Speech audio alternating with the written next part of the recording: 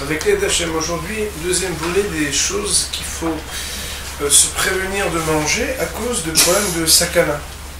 On avait commencé, on avait parlé de la manière avec laquelle, oui ou non, on a le droit de manger, de cuire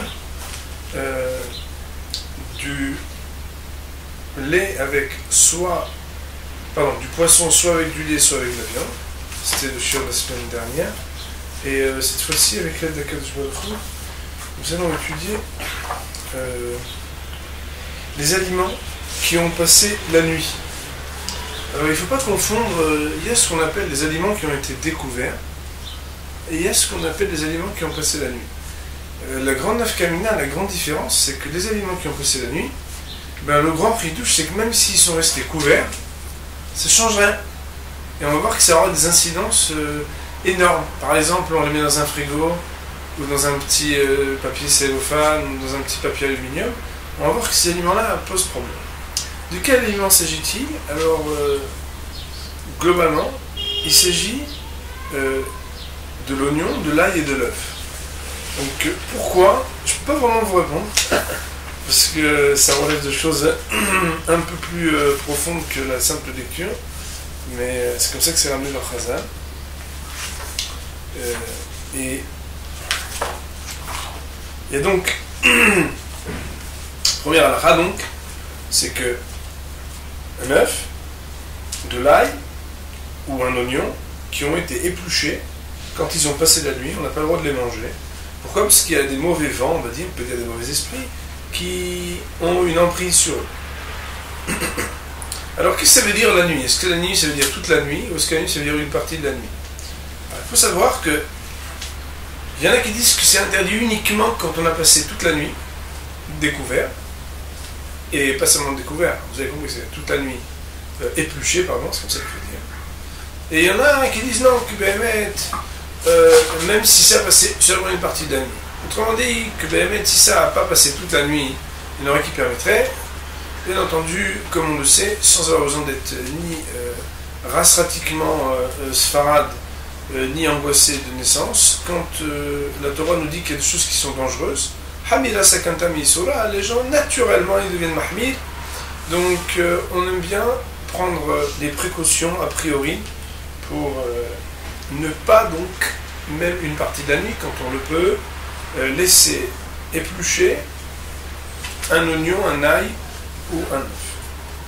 Cette halakha, elle est même quand ça a été recouvert ou isolé donc dans une boîte ou dans quelque chose. C'est pour ça que c'est une grande nafkamina, une grande incidence. Au Beth Amikdash, par exemple, il y a un monsieur qui fait de la restauration. Tout à l'heure, on va voir que ceux qui font de la restauration, plus encore, par exemple, ma fille Angel, ils font du pain tous les jours, ils ont des œufs, ils ne peuvent pas avoir des ouvriers qui épluchent, c'est-à-dire on a des éplucheurs, c'est pas possible. On va voir les terribles, il y a des permissions, il y a des techniques pour pouvoir, quand on reçoit, on va faire une DAF ou un truc, et on va recevoir 25 personnes, des fois il y a des méthodes, on ne peut pas. Donc on va voir quelles sont les méthodes, quelles sont dans la halakha ce qui est. Alors, première kula, première permission, et c'est très important de le noter, s'il reste même un petit peu de l'écorce dessus, ou bien ils appellent ça le cheveu qui est sur l'ail ou sur l'oignon, je pense qu'on fait allusion ici à la fine fleur qui est dessus, quoi, la petite, comment on aime ça, la fine écorce, je sais pas. En tout cas, à partir du moment où il y a quelque chose qui encore préserve ce qu'on appelle l'épluchure, même partielle de l'aliment, alors ça ne sera pas interdit, donc il n'y aura pas de problème. Deuxièmement, si elles sont en salade, ou si elles sont dans un mets, ça veut dire pas seul, mais par exemple dans une daf, si quelqu'un, je ne connais pas toutes les recettes, mais bon, si quelqu'un a mis de l'œuf, ou de l'ail, ou de l'oignon, dans une daf, c'est découvert, mais bon, c'est à l'intérieur d'une salade ou à l'intérieur de quelque chose, à partir du moment où ça n'est pas seul, mais c'est mélangé, assaisonné, où on va le voir dans un instant salé ou sucré, alors il n'y a pas de problème. Donc première permission, c'est quand on laisse un peu d'écorce. Deuxième permission, c'est quand c'est en salade, ou bien quand ça se trouve dans un mets cuisiné. Ça veut dire en réalité que, moi comme ça j'ai lu, que ça dépend, parce que si c'est une salade où il n'y a que des œufs, vous avez bien compris que c'est pas ce dont on parle. L'idée c'est qu'il n'est pas seul, ou bien qu'il est assaisonné. Ça veut dire que ça ne s'appelle pas un œuf tel quel qui a passé la nuit. Par contre, s'il a été râpé, ou s'il a été, je ne sais pas comment on appelle ça en français, mais on en a fait une sorte de avka, alors on va voir tout à l'heure qu'il y a une permission spéciale. Alors, lorsque on le met kvisha, normalement ça veut dire faire mariner. En tout cas, quand on le fait, on le laisse travailler dans l'huile ou dans le sel. Donc si on le conserve dans l'huile ou dans le sel, alors il n'y a pas de problème aussi, même si ça a passé la nuit. Quand on a soit un restaurant, soit une boulangerie, soit même chez soi quand on doit recevoir beaucoup de monde, et qu'on aimerait bien être tranquille, parce que bon, on n'aimerait pas, Haz Shalom, leur donner quelque chose qui ne soit pas consommable. Alors, on peut laisser avec un peu de sucre ou un peu de sel dessus des œufs, sachant que après, bien entendu, si ça passe toute la nuit avec du sel ou du sucre, de manière générale, il y a peut-être un petit arrière-goût, si ça n'a pas déjà même pénétré le... Mais chacun choisit sa coula.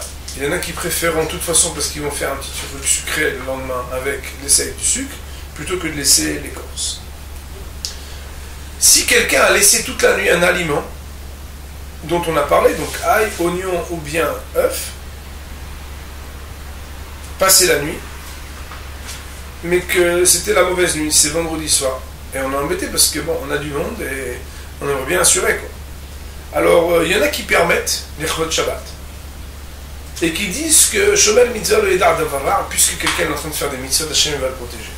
Cependant, il y en a qui disent, mais alors à ce moment-là, Shomel mitzvah, de toute façon, toute la semaine aussi, tu fais la bénédiction avant de manger. Et puis tu t'alimentes pas seulement pour le kiff, tu t'alimentes aussi pour avoir des forces pour faire des mitzvahs. Autrement dit, si on commence à permettre, alors on devrait tout permettre, et donc on annule totalement cette loi. Parce que Maïnafcha, s'il y a Ruach, s'il y a Béhémet, une emprise de certains mauvais vents et mauvais esprits, alors ils sont là tout le temps, ou ils sont là jamais, puisque si tu es un bon juif, alors tu es toujours Beged, tu as toujours une certaine dimension qui pourrait te protéger. C'est pourquoi Béhémet, Béchad Adha, quand on n'a pas le choix, alors on s'appuie là-dessus. Le Rav Wosner, et aussi le Rav Yosef, s'appuyant sur celui qui les a précédés qui était le Rav Tzvi Bessar Frank, tout le monde connaît Chobara Frank, Beit Vegan, il faut savoir que c'est le nom d'un des plus grands rabbinim qui était rabbin de Jérusalem, il y a un peu moins d'une centaine d'années, qui était un très très grand Talmid Chacham. Et lui, il avait permis ce qu'on appelle Avkat Betzim et Avkat Chou. Les dames connaissent ça mieux que nous. Il y a ce qu'on appelle l'espèce de poudre, donc, qui permet d'assaisonner ou de rajouter dans les mets, une espèce d'épice qui est faite à la base de poudre de choum ou poudre de batzal. Et ça, Béhémet, ce serait permis, parce qu'en réalité, si vous réfléchissez bien, si c'était interdit, même quand c'est fermé, on ne peut jamais mettre alors de poudre de choum, poudre de... Alors, eux, ils ont permis, pourquoi? Parce qu'étant donné que ça n'a plus la même présentation que c'était à l'origine, alors, Béhémet, ça serait permis. Alors, un petit hidouche, et c'est le dernier hidouche, c'est un hidouche important. Vous savez que le soir du Seder, c'est un soir qui est gardé. Je vais vous dire pour que vous compreniez, normalement, le vendredi soir, on fait ce qu'on appelle Me'en Sheva. C'est quoi Me'en Sheva? C'est qu'après la Hamida du soir, normalement, il n'y a jamais de répétition, vous savez. Il y a la Hamida du matin, la Hamida de l'après-midi, il y a la répétition. Le vendredi soir, il n'y a jamais de répétition. Cependant, le vendredi soir, on répète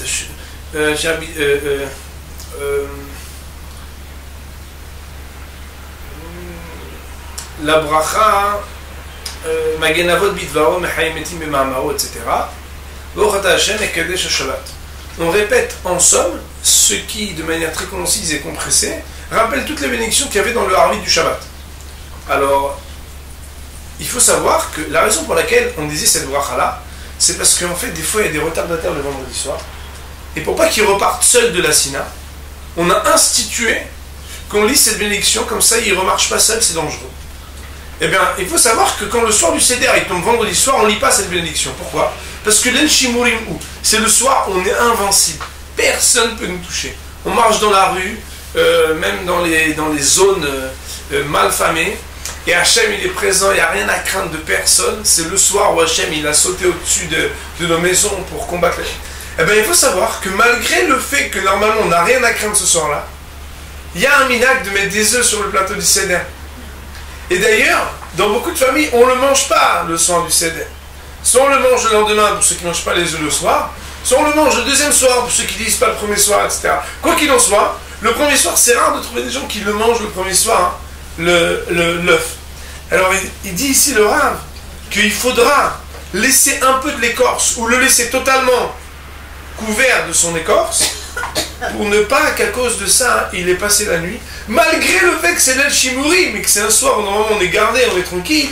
Eh bien malgré tout on va essayer d'être regardant de cela et de faire attention donc à ce que autant les œufs que l'ail, que l'oignon ne passent pas la nuit. Comme on l'a dit, le grand hidouche, c'est que quand ça passe la nuit, même si c'est recouvert ou même si c'est enveloppé, alors cela pose problème.